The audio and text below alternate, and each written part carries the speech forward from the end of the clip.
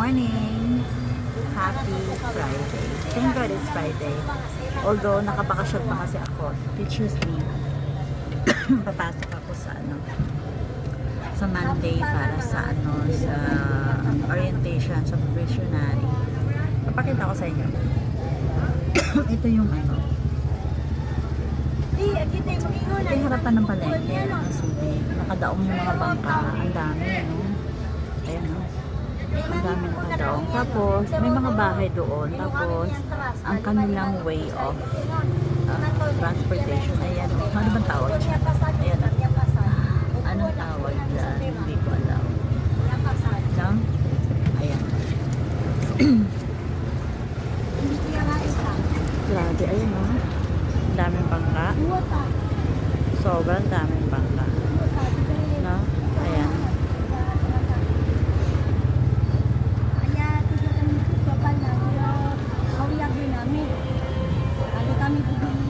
Naman daming mga isda. Although madumi siya, siguro kasi tinangay ng ulan. Tinangay ng alon pala kasi umuulan. Nabatag-ulan. So, ang daming isda kahit na madaming mga basura. No? Look at the, yung mga houses. Ayan, ayan, may nagchismisan na magnanay, na mga anak. Ayan. Napakapayak ng mga bahay nila dyan. Harapan to ng palengke. Ayan yung palengke. Ayan. Ayan yung palengke.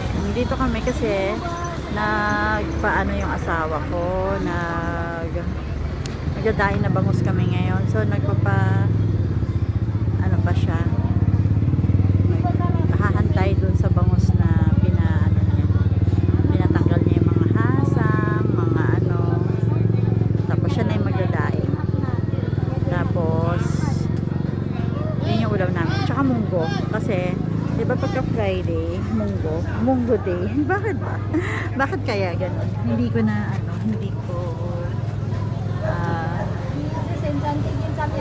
alam kung bakit pagka Friday ay munggo day. Bakit ba kaya? Paki-comment nga. Comment down below kung bakit munggo day pag Friday. Kita nyo ang harapan ng aming palengke. Ang dami mga bangka na nakadaong. Siguro kasi umuulan. Yan lang muna sa ngayon. Nandito ako sa loob ng tricycle kasi naantay namin yung bangus. Tanggalan ng hasang, kanisikis, ni Edwin. Tapos mamaya siya yung magdadaing. Actually, binababad lang niya. Tapos ipiprito. Tapos yan. Okay. So, I guess that's all for now. Makulimlim siya. Baka mamaya uulan na ito. No? Basta naman kayo. Nakatulog ba kayo maayos kagabi? Sa Monday, papasok na ako kasi tuturo ako ng professional. So, yung mga program na bagong pasok, para silang academics. Dapat maipasa nila ng mga academics bago sila maging 4th class. Academics at saka training. So, bago sila maging 4th class. Okay, sa next semester. Ang start namin ay July 27. Okay? That's all for now. Bye! Ingat ang lahat. Mamaya mag-vlog ako habang nagluluto kami ng aming daing na bangus at munggo. Okay, bye!